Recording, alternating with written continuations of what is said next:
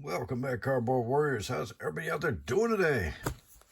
One more time. Let's do one more Assassin's Creed Collector's Booster Box. I don't know if we'll do many more or any more. I don't know. It's an interesting set. I like the small sets. The duplication gets a little tedious after a while, I'll admit.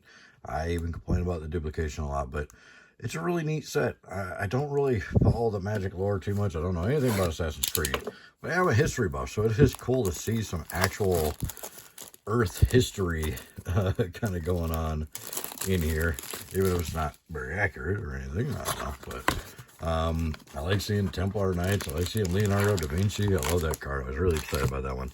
I might actually like save some of the Leonardo cards just for myself, just because I really think it's cool. And the Cleopatra cards, cool. The Socrates. I mean, these are great historical figures. So it's cool to see them in Magic cards, even if it doesn't fit the lore or whatever, and it doesn't have anything to do with Magic at all. But hey, I think it's a cool set. I think they did some cool things with it. I think the card quality is a lot better than MH3 was. It's probably one of the best quality sets I've seen in quite a while. The Stormhammer, we got a lot of those. Rest in peace.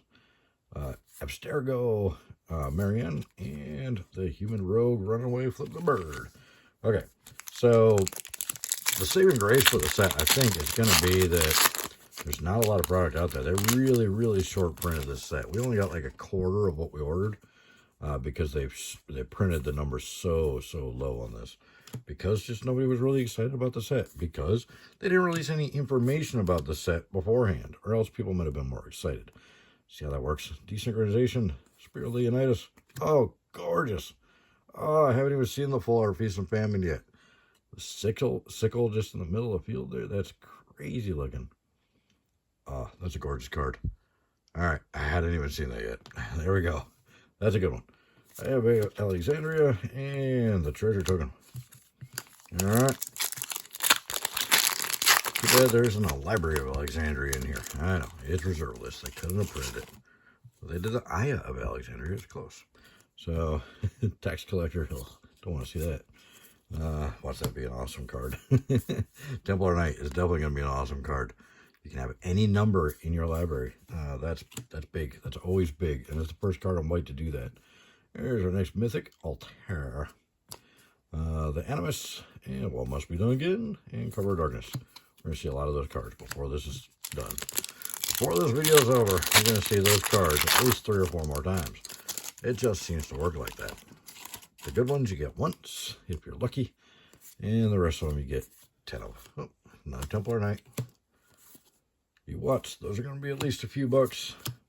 Marianne, Sword of Eden, the Stormhammer again, and the Staff of Eden for another Mythic. The Etched Fall looks gorgeous on these artifacts. And Assassin Treasure. Okay, keep moving. So I like the set. I like the set size. I think 100 card sets really is what expansion sets should be. There should be a core set that gives you the bulk of the cards, and then you should have just small expansion sets to add a little bit to it. Too many cards just really dilutes the game. Spirit Leonidas, Abstergo again, Kenway again, and the Animus again. And Shapeshifter. Don't see that token very often. I think we see the Shapeshifter token less than we see most of the cards in the set. The token may end up being like a $5 token or something just because of that. Alright. Hidden Blade.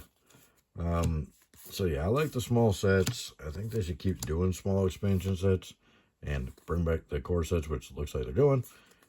Anyway, rest in peace, Royal Assassin, Desynchronization, and Black Market Connections of the Etched Fall. That was actually a pretty decent pack for rares. Treasure token. All right.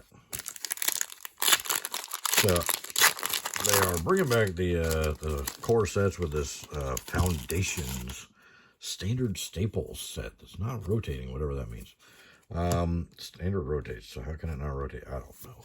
Anyways, we'll see. We'll see what kind of shenanigans they got going on with that. Layla, the Animus again, Eerie Fry, and Evie Fry. I always say Eerie Fry.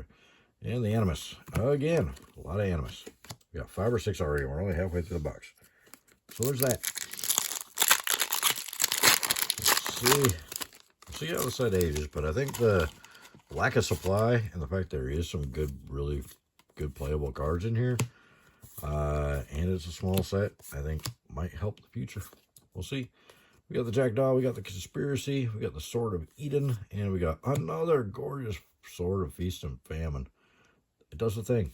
It does a few things, actually. Treasure token again. Okay. I love the treasure token. I think from now on, I will only be using these treasure tokens for treasure tokens because they are the best looking treasure tokens, I think. All right. They don't really look a whole lot like treasure, but Reconnaissance again. And what do we got? Ezio, he's got some hype behind him. We'll see what happens. Sword of Eden again. And Abilene, we don't see a lot of those. Doesn't even look like a Magic card, but it's really, really gorgeous card. Just doesn't look like a Magic card too much. Basim and the Phobos. All right.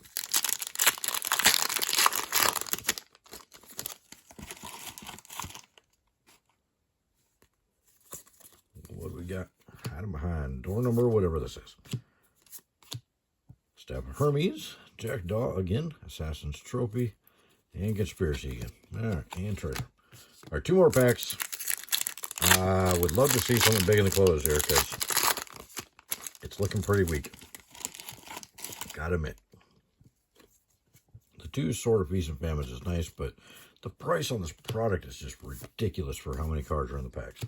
Sunbaked Canyon, Shawn and Rebecca, Cover of Darkness. Oop, I'll put them in the wrong pile.